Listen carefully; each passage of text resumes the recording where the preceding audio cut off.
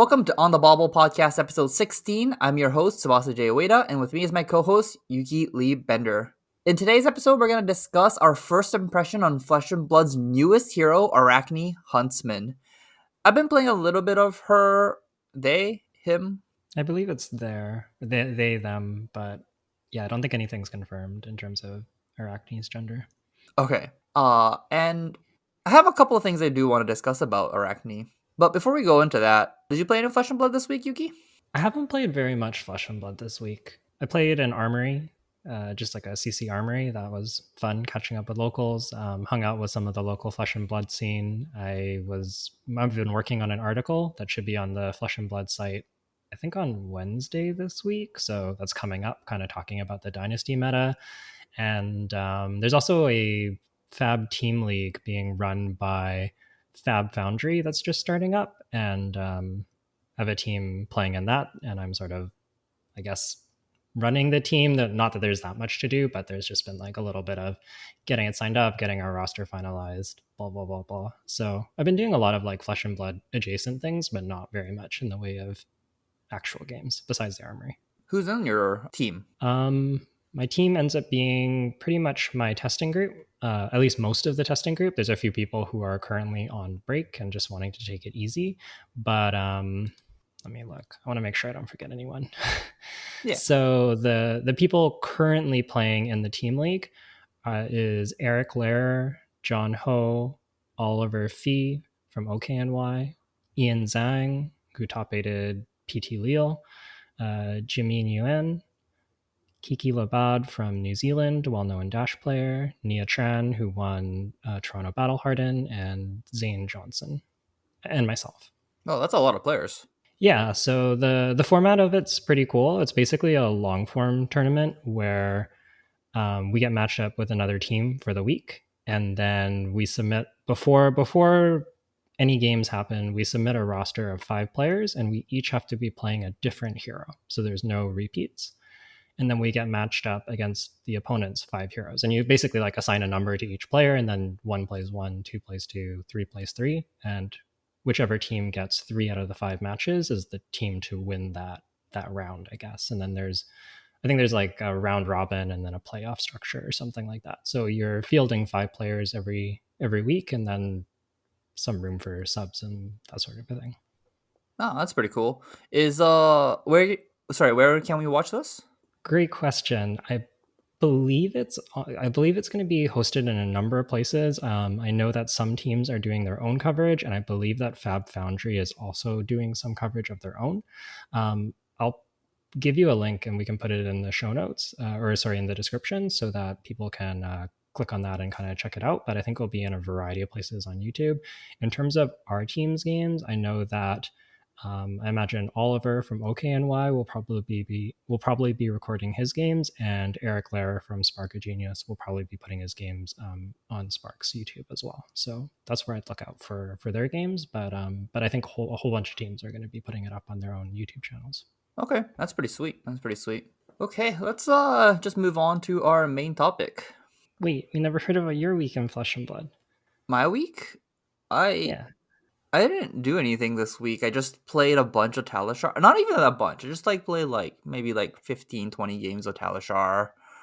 And then and then we just had a dinner with the Flesh and Blood people. Yeah. I mean, 15, 20 games is still not bad. I know for some people they'd consider that quite a few games in a week. So yeah. I basically ended up moving on to Talishar after playing a bunch of Magic Arena. And then every time I drew basic Swamp, I wanted to throw my mouse, so I moved on to Talishar. I see. How have you been liking the platform so far? Talishar, I got used to it now, so it's not too bad.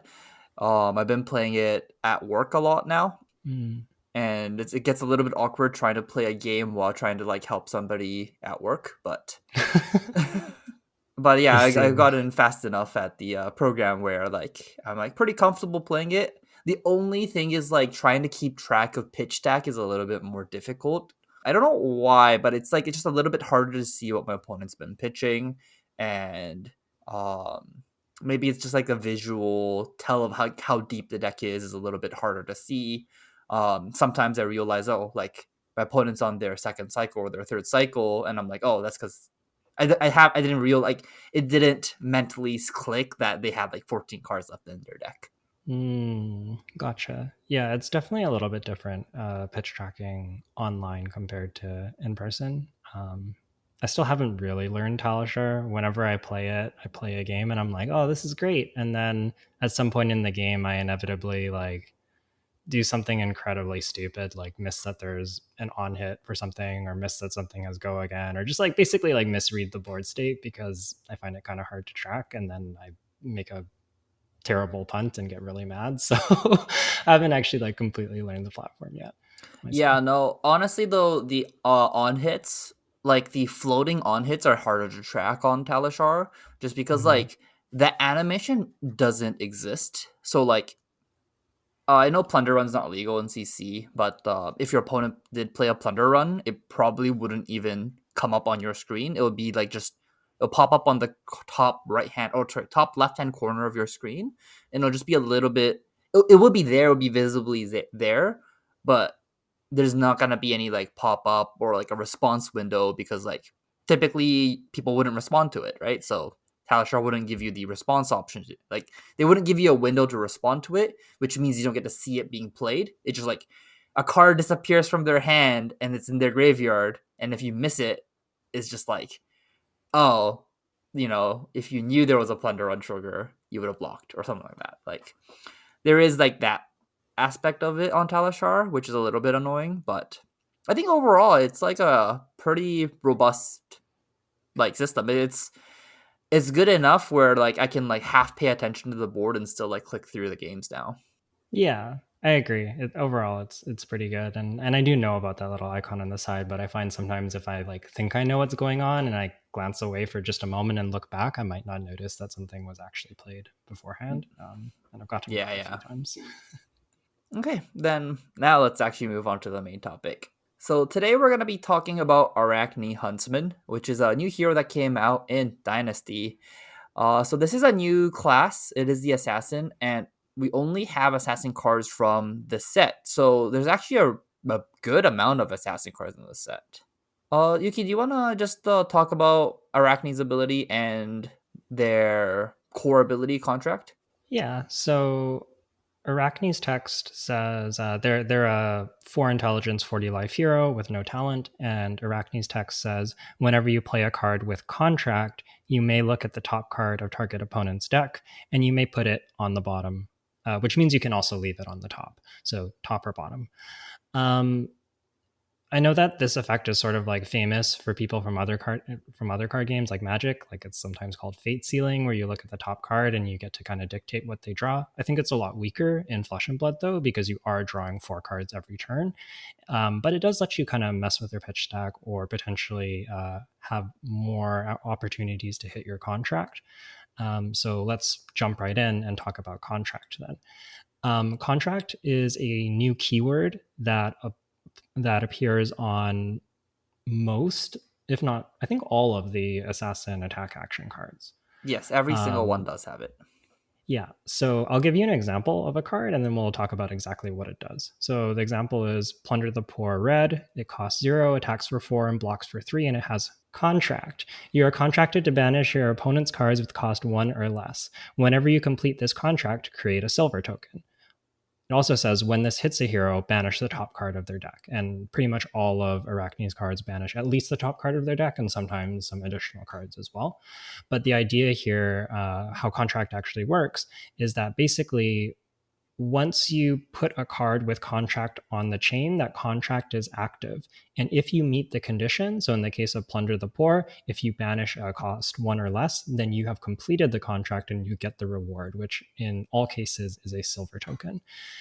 The other notable thing about contract is that it stays open for the entire combat chain and it can be completed multiple times. So this means if I attack with Plunder the Poor, hit a 1 cost, get a silver token, and I'm able to give it go again and then play a second Plunder the Poor, that second Plunder the Poor actually now has 2 contracts for 1 cost, and I can potentially complete that contract twice. So if the second attack also hits and also hits a 1 cost, I would then get both the Plunder the Poor contracts. Similarly, if the first Plunder the Poor wasn't completed, I'd still have 2 contracts on the second one. And it doesn't have to be the same card. It could be any contract that's open for the whole chain.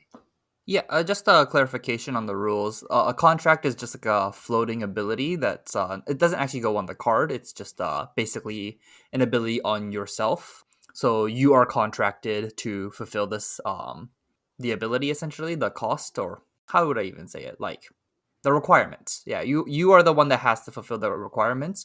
It doesn't matter how it's fulfilled as long as you, the player, does it.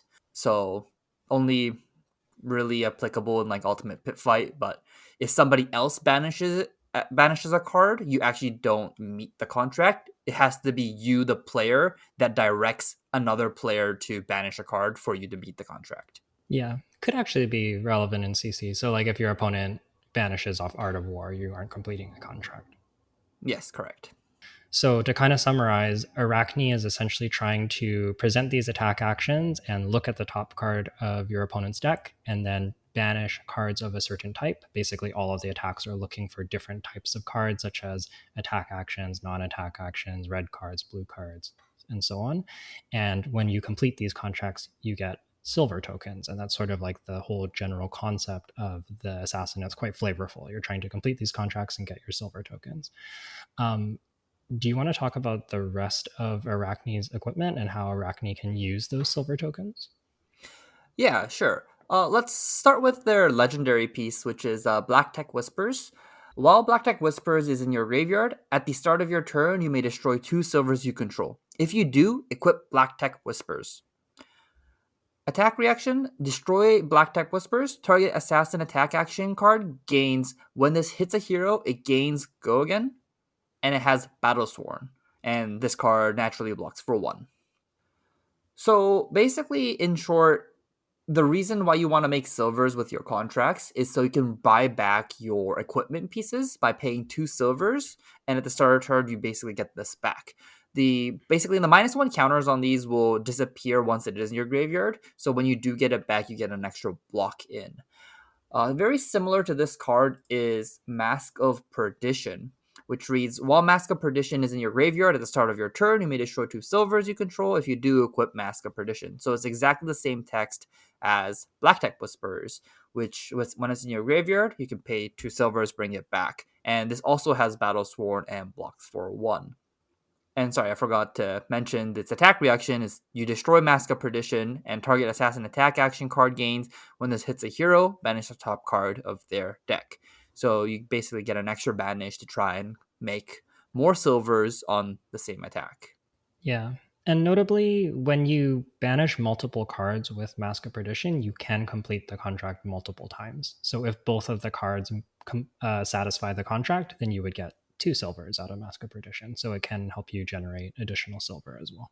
Yeah, and that would help buy it back as well, and then get an extra block. So Assassin's equipment really do like generating that extra block value with Battle Sworn. So Assassins typically block with their equipment quite early, try and use it up during the attack reaction step and sacrificing it, generate some silvers, and then keep on bringing it back. So of all of the heroes, of all the equipments in the game, these are the one that have like very continuous effects in the game. So like typically in Flesh and Blood, once you run out of armor or equipment, you don't ever be able to get them back. But Arachne is, I think, is the first one that can continuously bring back equipment and like basically present that extra resource in from the graveyard. There isn't anyone else who can recur equipment right now, right? Not really. The closest thing we have is Valiant Dynamo, which if you swing a weapon, this is the warrior equipment where if you swing 2 weapons, you can remove a -1 counter from it, which sort of fulfills the role of blocking multiple times. But that's really all Valiant Dynamos does. Whereas the assassin equipment also has like the added attack reaction to get you even more value. So I think these are quite a bit more powerful than Valiant Dynamos. And lastly, the other equipment that, or sorry, the other weapon that Arachne has would be Spider's Bite. So this is a one-handed weapon, which says once per turn action, cost 2 resources attack, go again. It has piercing 1, and it says when this hits a hero, the next time they defend with 1 or more attack action cards this turn, those cards have -1 while defending. And this card hits for 1, so it's a expensive Kodachi. Yeah. So, what is the idea behind Spider's Bite? Like, what is the role that Spider's Bite is performing in Arachne? So Arakni, all of Arachni's attacks has an on hit, so they're trying to. Spider's Bite's role in this deck is to force your opponent to either block the Spider's Bite, or if Spider's Bite hit, makes the attack action card you play with Arachne harder to block. Every time a Spider's Bite hit, these ability does stack until they want to start blocking. So if you are able to go Spider's Bite into Spider's Bite, and if they both hit, all of their attack action cards for that for their next block gets -2 uh, block value. So if you go Spider's Bite, and then attack for 4, if they want to block the 4, all of their attack actions will only typically block for 1 per card, which means they basically can't block that attack, which helps you fulfill your contract a little bit more consistently. Yeah. So the Spider's Bite's really an effective way of like sneaking in those on hits, and notably, Spider's Bite doesn't the debuff to their defensive cards doesn't only apply to assassin attacks. So there is possibility to use other types of attacks as well, such as like command and conquer is still harder to block from Spider's Bite. It doesn't have to be something with contract or an assassin card. Yeah, honestly, like one of the strongest like play patterns with Arachne is just like pitch blue Spider's Bite, pitch blue Spider's Bite into Command and Conquer.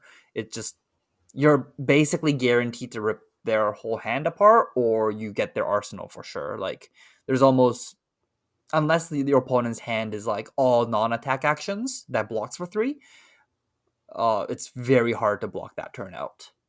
What's really interesting though about that play though is specifically in the mirror match, there are a bunch of cards in Arachne that's non-attack actions that block for 3.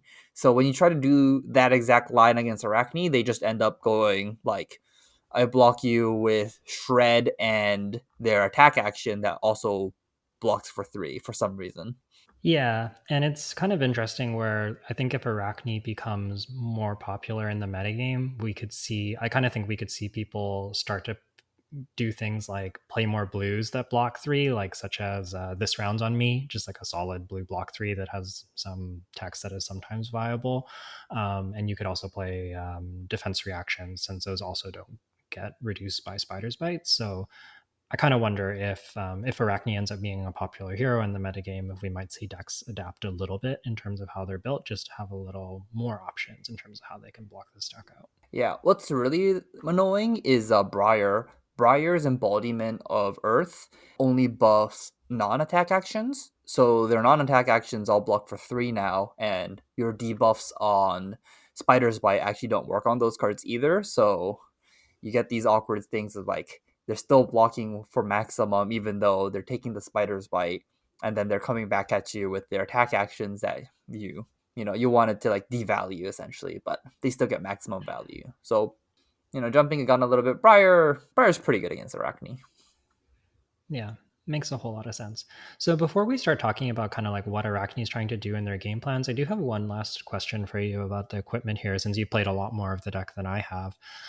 Between the Black Tech Whispers and the Mask of Perdition, is there one that you tend to be favoring? Do you buy both of these back, or is one generally the priority, or like how does that end up playing out? From what I've heard, sorry, so I'm just gonna go a little bit. How do I say this? So in my current list of Arachne, don't. I typically don't start with a Mask of Perdition. I only start with a Black Tech Whispers. So, which basically answers your question, is I favor Black Tech Whispers over Mask of Perdition, just because there really isn't a good replacement for Black Tech Whispers other than Snapdragon Scalers, but Black Tech Whispers essentially does the same thing as Snapdragon Scalers.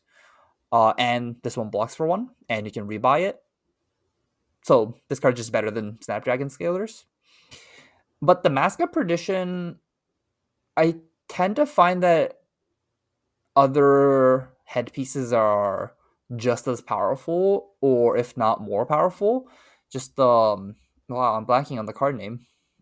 Crown of Providence? Yeah, Crown of Providence. I think Crown of Providence as a card is like a little bit too good. It's like it's so good that like Arcanite Skullcap just got completely power crept out of the format essentially. And I think that Crown of Providence is just significantly better than Mask of Perdition. Just roughly blocking for 2 and then being able to like move your arsenal around is just a powerful ability. So I tend to play Mask of Crown of Providence over Mask of Perdition as of right now. But that being said, if you are trying to get the most amount of silvers and like to rebuy it, the equipment to rebuy would be Mask of Perdition if you are playing both, just because it helps you create silver and base an equipment that blocks for 1 that helps itself rebuy it is a very powerful tool. I haven't done enough testing myself, but I could see myself favoring Mask of Perdition in matchups where my opponent's not wanting to block my attacks, so I can keep on rebuying Mask of Perdition. But in the matchups where the blocking for 2 actually matters, so against the Guardian matchups or against all the slower decks, I would just prefer Crown of Providence a little bit better, so then you can fix your hand when you need to, and it just blocking for 2 against like a dominated Crippling Crush or just Oldham's big attacks in general is just like I think it's very powerful. Yeah, that makes a lot of sense. It's actually pretty interesting. I've seen most people wearing both, but I do agree that sometimes what I've noticed is it's hard for Arachne to generate enough silver to really fully support both. I know some people who lean a little more defensive really like Mask of Perdition because they can sort of like attack with one card and then they get silver quicker, so they get more armor blocks. And if they're playing like really defensively, it kind of fuels that game plan. But I think it makes a whole lot of sense that you could perhaps be slightly more assertive and focus on just getting the value out of Black Tack Whispers, because it really is like quite the piece of equipment. Like you think about how good Snapdragon Scalers is, and yeah, Black Tech Whispers has to hit, and it only hits assassin attacks, but you get the 1 armor block and you can keep recurring it. So it kind of makes sense to me that you might want to focus on either one of those depending on the kind of style of game plan that you're trying to play. Yes, and one thing that is that you do need to not need to know, but like good thing to know is you can always just destroy Black Type Whispers even if it's not gonna hit. Like if you have 2 silvers and you've already blocked with it, you can just attack reaction, put it in your graveyard, and then rebuy it just to get the armor. Like you don't need to get the go again. Like if you just want an extra value from the block, you can always attack reaction. There is no requirement for you to you don't need to hit for you to destroy the Black Deck Whispers. That makes a lot of sense. Do you want to move into kind of talking about the deck and what it's trying to do and some of its game plans? Yeah, sure. So first of all, let's talk about what Arachne is trying to do. On its face, when people first saw this class, they kind of saw it as like this mill deck where you mill out all of your opponent's cards and you fatigue them, and that's like your primary way to win the game. And they have some cards like Eradicate, which banishes cards equal to the damage dealt, and it comes in for 4, so you can potentially banish 4 cards, or if you can pump it even more. So I think that kind of like also points towards this mill fatigue deck. In your experience, has that been what Arachne is trying to do, or does it have a different game plan? I think Arachne's game plan isn't exactly to mill out your opponent. It definitely can happen in some matchups, and it is a real win condition. But typically, you want to slowly outgrind your opponent by trying to threaten Spider's Bite. And because of that, I think you need to be a little bit more assertive in like pitching your blues, and attacking with the Spider's Bite, and also attacking with an attack action to get the proper amount of value with Spider's Bite. So yes, a lot of your cards do end up milling your opponent, but your opponent does get to prevent that by blocking. And when they block enough and then still apply pressure to you, you end up not being able to mill out your opponent. And similarly, against the decks that just kill you before you can get even close to milling your opponent out, that's just not gonna. Your on hits just isn't gonna matter enough that you're not gonna be able to fatigue out your opponent. And if you end up just blocking with all four of your cards every turn, you end up fatiguing out first, actually. Right. So I guess there's this balance of trying to like how aggressive and how defensive you want to play, and it's sort of interesting because the more that you attack and the more that you generate silver, the more that you get armor to then block more. So yeah, it kind of feeds into itself. And I agree that like Arachne can, when I've played against it, it can run you out of cards, but it's also just this like really kind of hyper efficient deck in a way.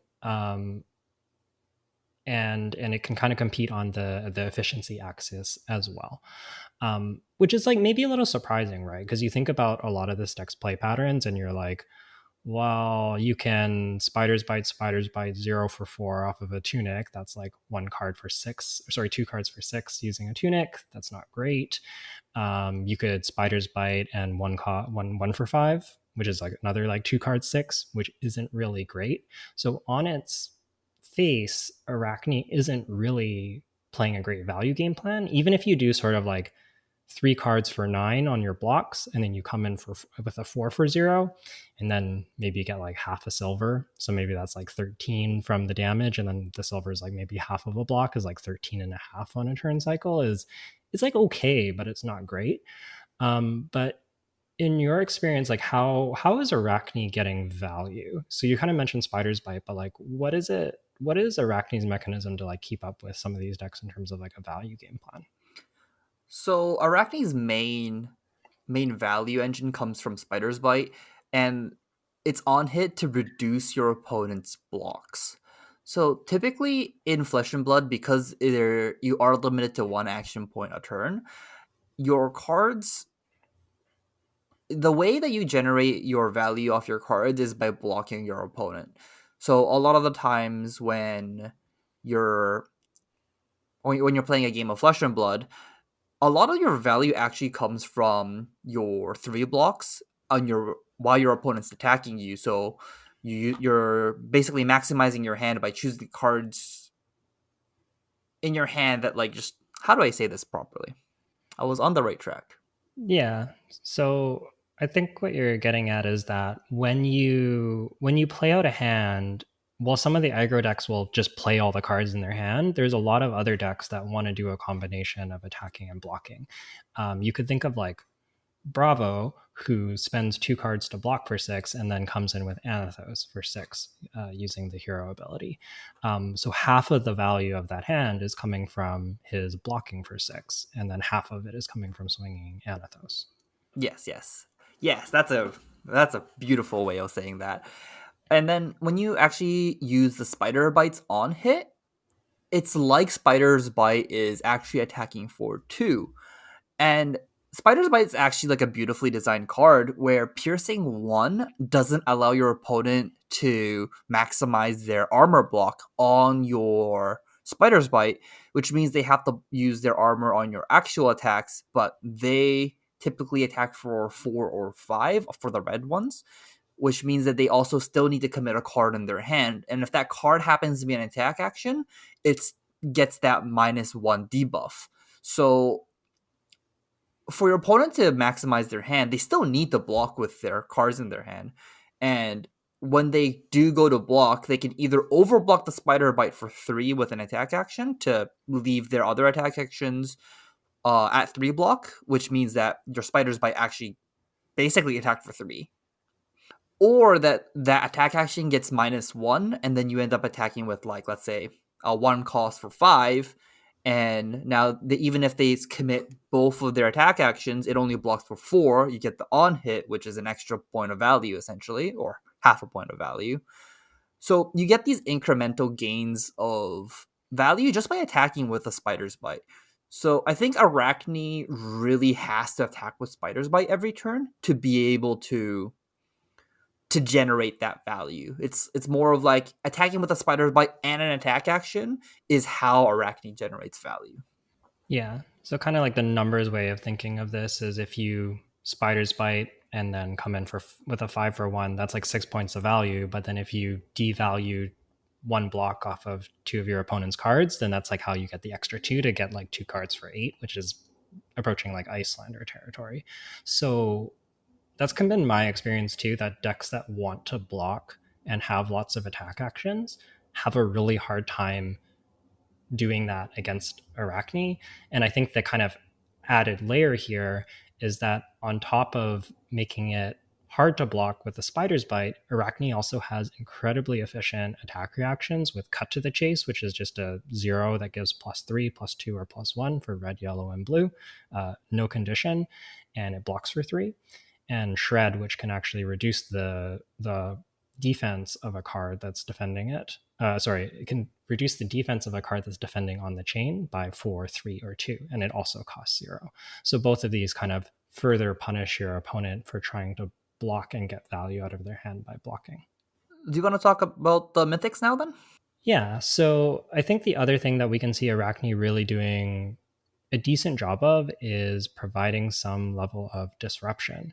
So Arakni kind of has some powerful disruptive tools from their Majestics. We see this in Surgical Extraction, which is probably the best of the bunch. It's a blue that costs 2 and blocks 3 and comes in for 4. And it says, contract, you're contracted to banish blue cards. If you do, make a silver. And then when this hits a hero, banish the top card of their deck, then look at their hand and banish a card. So it's the same text as Deadeye, and we kind of talked about it there, but just choosing a card and taking that card out of their hand can greatly reduce the effectiveness of their hand. Like, that's not just one card, which is worth about 3. It's often more than that. If you think about like a Phi deck that wants to operate off of a blue and you take their only blue, you've made their turn way, way worse.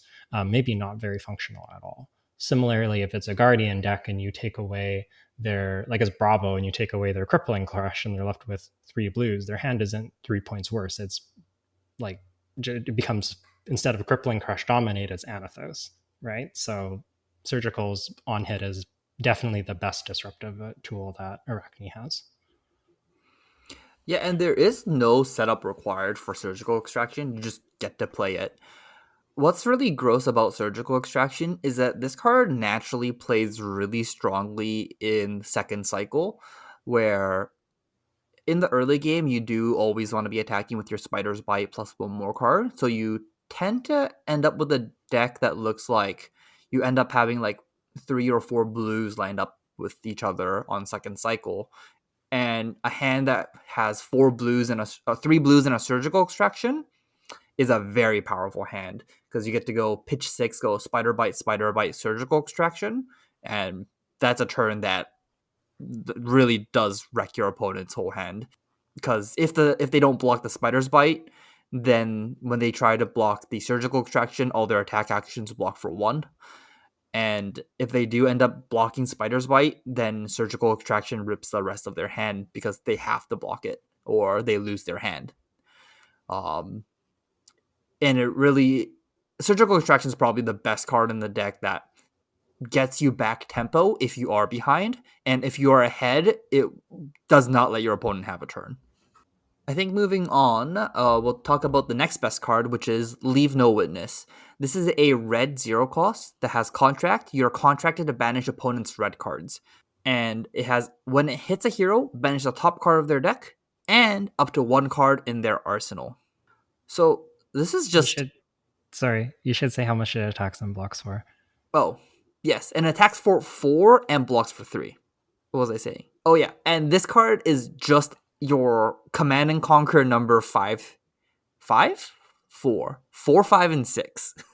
This card is crazy good. Yeah, and being able to, like, having the flexibility to play this off a 1 card hand. I agree that, like, often you want to be using the Spider's Bite. Like, you can go pitch a blue, Spider's Bite, use Tunic, Spider's Bite and then leave no witnesses is probably the best play pattern with this.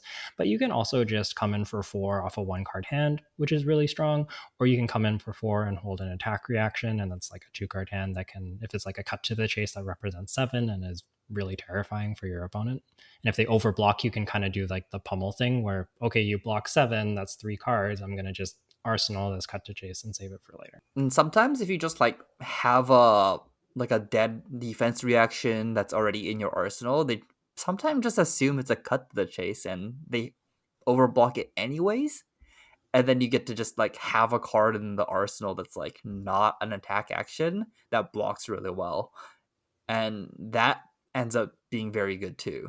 Yeah, my primary experience seeing Arakni in play has been playing against it as Ranger, and I can confirm that that is really terrifying playing against this card when there's a card in Arsenal, because you just go, well, if I give you my whole hand, I'm like in a really bad spot, and then you have the full hand, and that's scary, and you might have an attack reaction still. But if I don't give you my whole hand, then you might just blow me out, and then I lose my arsenal, and that feels really bad too. So you can kind of put them in these really weird spots, and all the same stuff applies to Surgical as well with the attack reactions. Okay, and I do want to talk about the last mythic, which is Eradicate. In my opinion, I think this is the one of the most important cards in the deck. This, if you didn't have this card, there will be matchups you can never beat, such as Oldham, or honestly any of the decks that can just block you out and just that can pitch attacks that have expensive attacks that they pitch for, so they basically keep their deck fuller. I don't know how to explain that, but basically against like the Guardian matchups, if you didn't have Eradicate, you would almost never be able to win that matchup. So what Eradicate does is it's a yellow card that costs 1. With Contract, you are contracted to banish opponent's yellow cards. And when this card hits a hero, banish the top X cards of their deck, where X is the damage dealt by Eradicate. So, and it attacks for 4 and blocks for 3. So on its face value, if your opponent doesn't block and Eradicate, they lose 4 cards from their deck. Yeah, and that's really significant, right? Like 4 cards is a lot of your deck. It's an entire hand. And it can go up from there too, right? Because it's equal to the damage dealt. So if you do have like attack reactions like Cut the Chase to pair with this, you can mill 7. If you have 2 of them, you can mill 10 cards. Like that really, really adds up. Yeah, in the games where you want to fatigue your opponent or you have to fatigue your opponent, really making sure that you have an Eradicate with Cut to the Chase together is like a very key. It's a very key thing to keep in mind. That if you are falling behind in life and you do need to fatigue your opponent, and if your opponent can just ignore your attacks halfway through the game, an Eradicate for 7 is what would get you back into the game through the tempo perspective, because they have to block it. Yeah, that makes a whole lot of sense. Okay, do you want to move on and talk about kind of how you're currently building Arakni, and I can maybe add some of the thoughts of like what I've seen as well? Okay, yeah, I'll leave my FabDB link on the descriptions on YouTube and the show notes on Spotify. My deck is my current list is very simple. Every single card in my deck, other than my sideboard cards, block for 3. And they're all just the assassin cards and Command and Conquer. I'm not playing any of the other cards other than Sink Below and Fate Foreseen as the D reacts. Okay, so what has gotten you to choose to play? So I think like Command and Conquer, Sink Below, Fate Foreseen are all like pretty common cards, just extra ways to get value, and Command and Conquer gives you more disruption and works well with Spider's Bite. We kind of talked about that. But what has made you lean so heavily into all the attack actions rather than playing some more generics?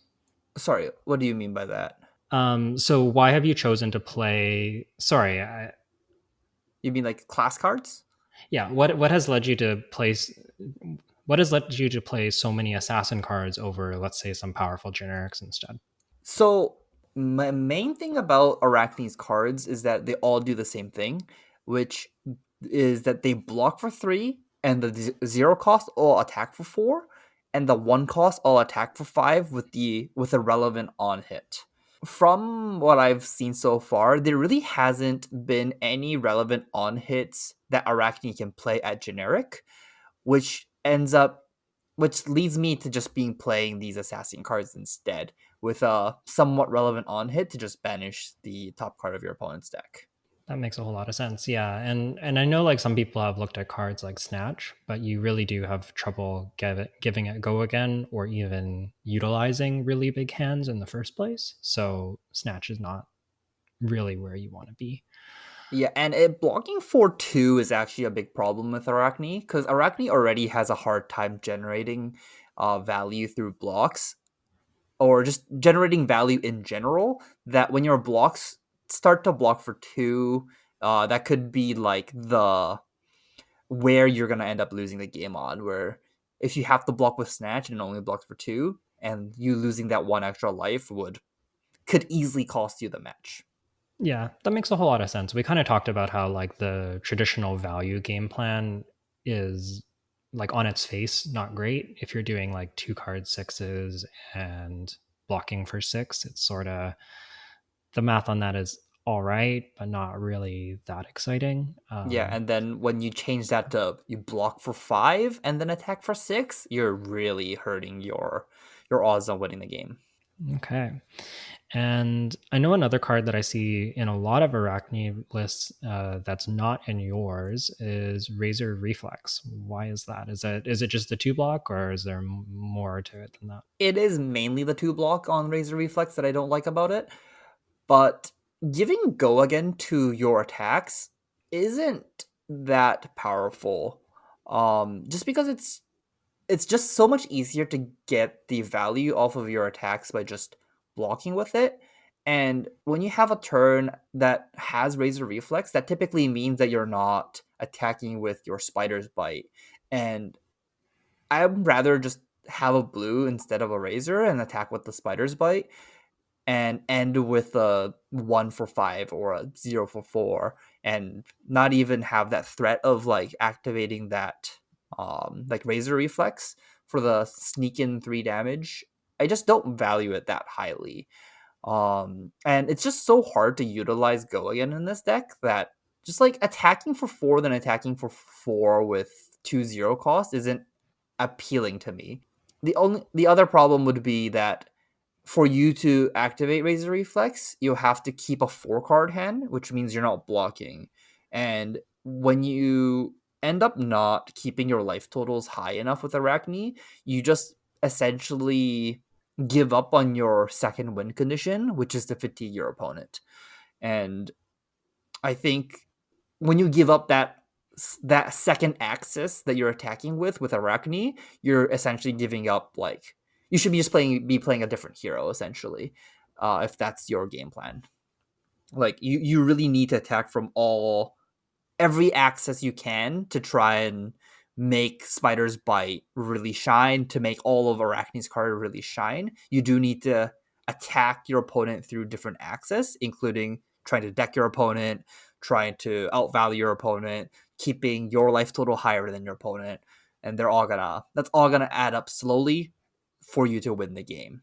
Yeah, makes a lot of sense. And that kind of lines up with my experience playing against the deck as well. That it has a lot of different ways that it's attacking you, and you kind of always being asked the question of like, what's important right now? Is it my cards in deck? Is it my life total? Is it your disruption? Like, what is it that I need to be focusing on about the way that you're attacking me right now?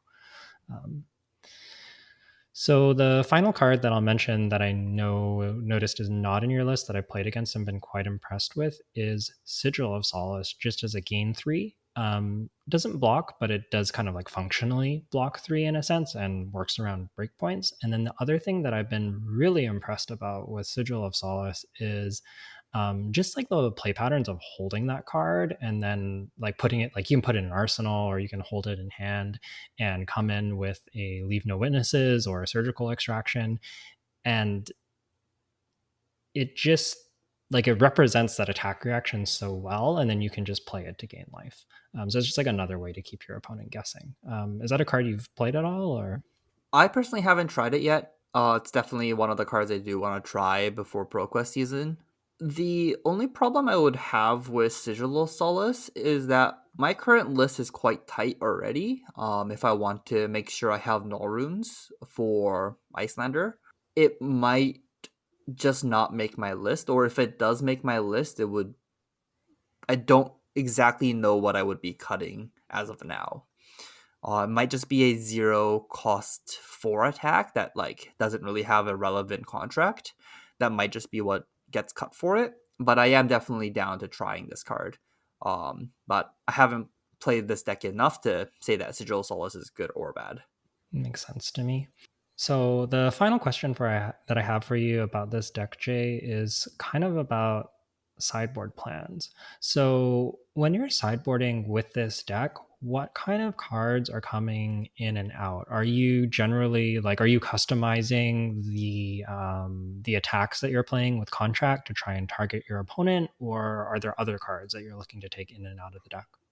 So the main sideboard card in this deck would be obviously the Smashing Good Time, which is solely just to beat Dash, which is somewhat becoming quite a bit more popular.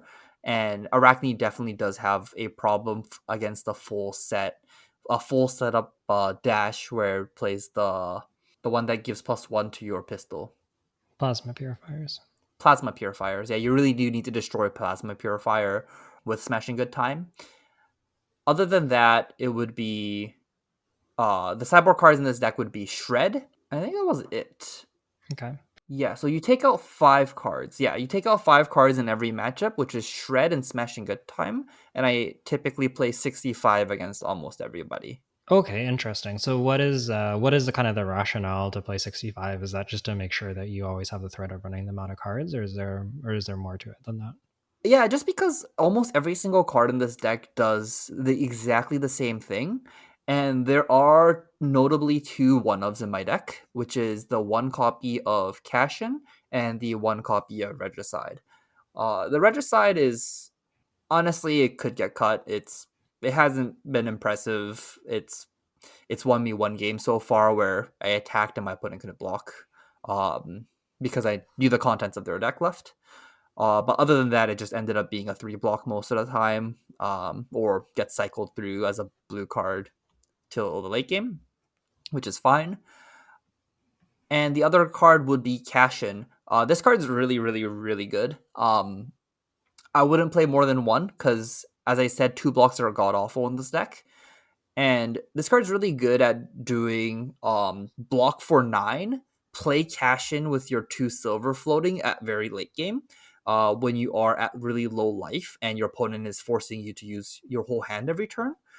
Instead of just going block for 9, attack for 4, you could block for 9, Cashin, draw 2 blues, and then pitch into a Spider's Bite and then into a 1 cost or you have to pitch stack this, and keep a red with it, but you can basically turn 1 Cashin into a hand where you can take back tempo when you need it to. And basically, I'm just playing a little bit more cards so that I don't draw Cashin as often. And every other card in the deck essentially does exactly the same thing. So it doesn't really matter which cards you draw because they all block for 3. That makes a lot of sense. And then I guess the shred is just you play it against decks that want to block you and take it out against maybe the aggressive decks that aren't really looking to defend. Yeah, you take it out against everything that's not defending, and you put it in against decks that, as I said, like the Oldham decks, the Bravo decks. You want just the extra little bit more cards, and Shred's just really good at destroying cards with temper, and it sneaks damage in when you need it to. So when you get to a surgical extraction with a Shred up or what is that card called? Cut the Chase. If you have a yellow Shred or Cut the Chase with a surgical extraction, that typically guarantees a hit, and you get to rip their whole hand apart, which is just like it's like a pseudo pummel that doesn't cost anything. Yeah, that's really interesting, and I like that you mentioned the interaction with temper.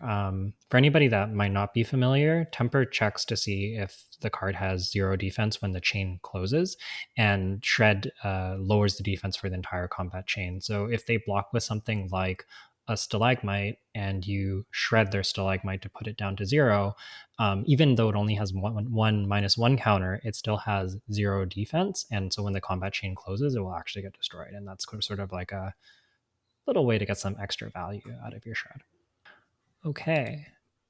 Wrapping up here, just kind of, it's early days. We don't exactly know how Arakni is going to fit into the metagame yet, or exactly even what an optimal build looks like. But this is kind of like a nice first look.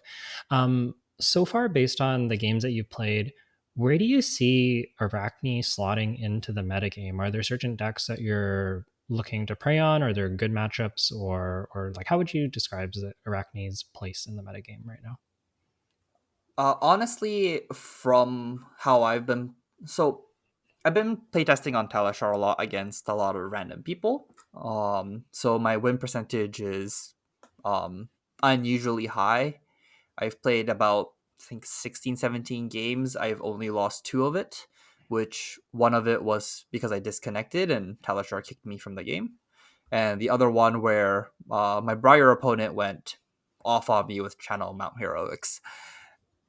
But that being said, I feel like if all of my opponents played perfectly or better, they probably would have beat me in a lot of those matchups.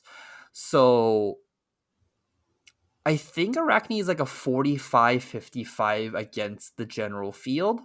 And then against the aggro matchups like Fi and Briar, you're going to be looking at more problems. So maybe like a 30-70. So probably in the similar camp as where Dromai is right now.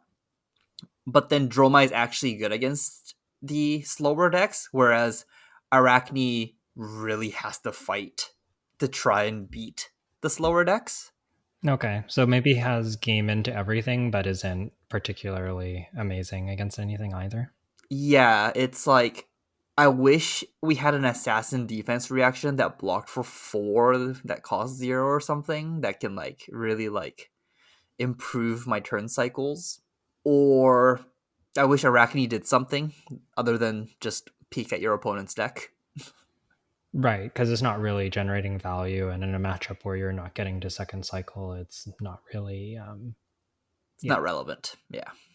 A lot of the times her ability is very very irrelevant. Like you could play the exact same way and the exact same thing without looking at the top card of your opponent's deck, and the result of that game probably wouldn't change.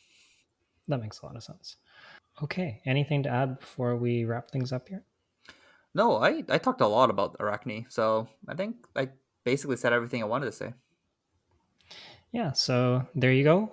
Hope you enjoyed this first look at Arachne. I'm sure we're going to see lots of iteration and evolution on the deck, as we get into ProQuest season and there's more events. So this is by no means like the be all and end all on Arachne, but hopefully it gives you some ideas about how Jay's been building the deck and gives you a starting place if you're wanting to try Arachne out and see what they're all about.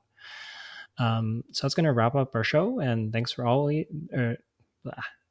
And as always, thanks for listening. If you have any questions, please reach out to us on Twitter, or you can email us at onthebauble@gmail.com. We'd love to hear from you and get any feedback, questions, or comments that you might have.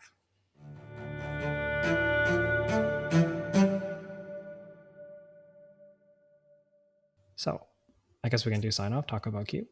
Yeah, let's talk about the cube. Talk about Oliver's cube. So one of the things we kind of talked about worlds and what we did last week, but one of the things that we didn't mention was how we spent the Sunday. And the way that we ended up spending Sunday, or at least the way I ended up spending Sunday, and Jay kind of joined in for part of it, was playing Oliver from OKNY's Cube, which is called, I believe it's called the Midwinter Cube. We'll put a link in the show notes, and you can also look it up on their channel if you want to take a look at some of the gameplay or the list of the cube to try it out. For anybody not familiar, Cube is basically a curated draft format where somebody chooses all the cards that are in the draft format, and you can shuffle up those cards, divide them into 15 card, like quote unquote booster packs, and then draft them as if it was a normal set. So you draft it just the way you would a normal set. You have 3 packs of 15 cards, and you draft those cards the way you normally would with all the regular rules applying. What's really cool about Cube, though, is that there's a lot of customization in terms of what cards go into that, and often the decks in Cube end up being I'd say like a decent amount more powerful than what you would see in a traditional draft format, because you can kind of cut a lot of the weak cards and focus on like what those heroes really are trying to do. Yeah, so Oliver's cube consisted of 4 different heroes. It was for the generic or the non-ice heroes, I guess. It would be Azalea and Kano. So you got the archer and the wizard. And then it also had 2 ice heroes, which was Lexi for the ice ranger, ice ranger, and and Icelander, which was a ice wizard. So you actually get 2 ice heroes, two two wizard heroes, and 2 ranger heroes. So there was this cube is really sweet because there's just like a lot of overlap on the cards you get to play with Icelander and Kano, Icelander and Lexi and Azalea, and then both Azalea and Kano cares about the top card of your deck. So they had some common cards in generic they wanted to play as well. So it was like a really nice balance of these 4 heroes all wanting to share basically the same kind of cards.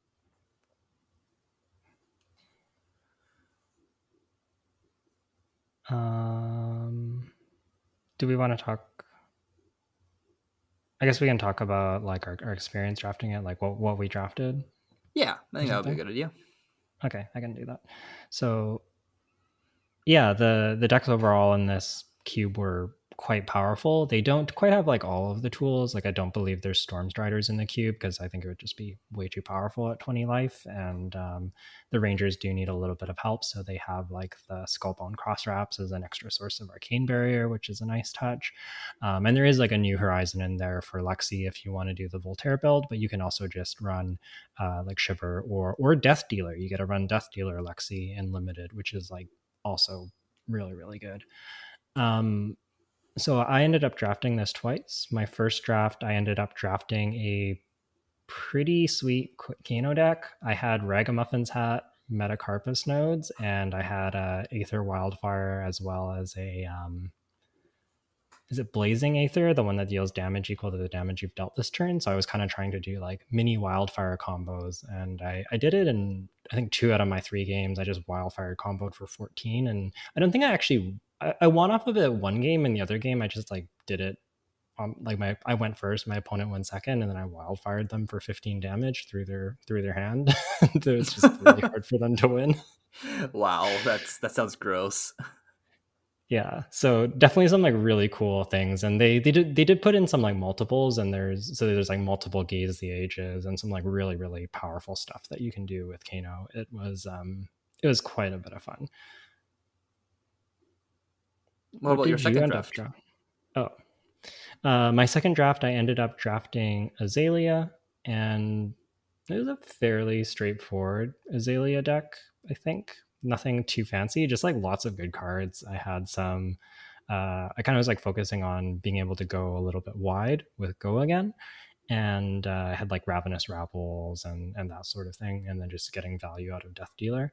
Um, I found Azalea to be quite powerful, and I had and you're able to leverage stuff like Irina's Prayer in Azalea really well because you have reds and yellows, which gives you pretty good game into Kano. So yeah, What overall does Azalea actually felt pretty good. what does that card do? Um, it's okay, so it's a 1 cost instant, and I believe at red it says that you reveal the top card of your deck, and then you prevent. I think it's the next 6 arcane damage dealt to you this turn minus the pitch value of the card that you reveal. Oh yeah, okay, yeah, I remember that card now. Yes. Yeah, that card's good against So Kano. Yeah, and Azalea is often wanting to run like a lot of reds and yellows, so you're actually not that good at utilizing high arcane barrier, but this kind of gives you like a really nice out to just be like, oh, let me just pitch a yellow and I can stop like 6 damage off of it or 5 damage off of it if you flip a yellow. Yeah, that's pretty good. That's pretty sweet. What did I think I ended up going 2-1 in both drafts, I'm pretty sure. I think I lost the Azalea mirror. My opponent just kept red in the ledgering me over and over again. And your bow is an action. So if you load your bow, you can't actually attack if you've been red in the ledgered. So that's kind of how that went. Oh, oh, that's Yeah, gross. it's real bad. What did you end up drafting, Jay? So I've done just the one draft. I was with the second pod. I was playing some other side events in the morning, I think, and I ended up drafting Icelander. I had like Insidious Chill on my deck. Uh, but what was really fun was I actually played Crucible of Aetherwind. No, Crucible of what is that card called? The I staff. think I think you got it right. Is it Crucible of Aetherwind? It's Crucible of Eighth or something. Let's look it up. Aether Weave. Aether Weave. You're really Aetherweave. close. Okay. Crucible of Aetherweave, and I was just like pitching a blue, playing a blue 2 costs from my arsenal, and giving it +1 damage. So it's just harder for my opponent to block. So it'll be like blue frost. Oh man, these card names just really escaping me. It's the ice card that costs 2. Frosting. Oh no, Ice Bolt? Ice bolt, yeah. So I'll be like pitch a blue ice bolt +1 with the Aether Weave and then block out for 6. So just like playing the most fair Icelander deck I can even think of. Uh and I was just playing like red 3 cost for 5s. So then I can like pump it by 1 more. I was playing something super fair. And I ended up playing against like a bunch of other wizard players. And I think I went 1-2. The deck that I made was way too fair. It was just like it didn't really do much, but then all the games were really close. I ended up playing like so we played like the 3 official matches, which I went 1-2, but then I also played because I play so like I typically play very quickly, Flesh and Blood. So by the time I was done my first game with my first round opponent, I got to play again, um, and then I won my second time.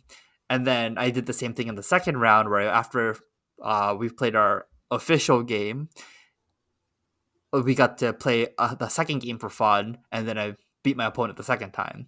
And then the third round, I did the same thing. We finished quite early, and then we played the second time, and then I beat my opponent in the third one. And it was just like, oh, okay, so like the deck's okay. It's just that my opponent's deck sometimes does something very ridiculously broken, and my deck can't beat ridiculously broken things. It can only do very fair things and make 1 frostbite a turn, and sometimes that's good enough. Fair enough. Yeah, just like how the Rangers can choose to play either Death Dealer or Shiver if you're Alexi, the Wizards can play Waning Moon or Crucible. So there you go. Crucible Icelander Unlimited, or you could also play Waning Moon Kano Unlimited, both of which are, yeah, pretty spicy. Yeah, Waning Moon Kano is sick because you just pitch 2 blues, and whatever card you rip off the top, you just get the Waning Moon with it as well. So you get to play like cheaper spells with Kano and like really combo off and like just get extra mileage off your extra resource or floating resource. That was pretty sweet, honestly. Yeah. So, anyways, I think that pretty much sums up our cube experience. But if you do want to, if that interests you and you want to try it out, maybe think about putting it together yourself. If you have a decent sized collection. I don't think it's super expensive, but you do need a decent sized collection to put it together. I'll link that we'll link that in the YouTube description, and you can go check it out, or you can just search it. I believe it's called Midwinter Cube on OKNY Podcasts YouTube channel. I think they have a whole bunch of stuff about it, as well as a cube list for you. So if you're curious, check it out. It's a lot of fun. If you've never cubed, I'd highly, and you like limited, or even if you're like been kind of lukewarm on limited, it's not been your favorite, I'd give cube a try if you never tried it before. It's one of my favorite ways to play the game for sure. Okay. I guess that's everything. Good night. Oh, good night, everyone.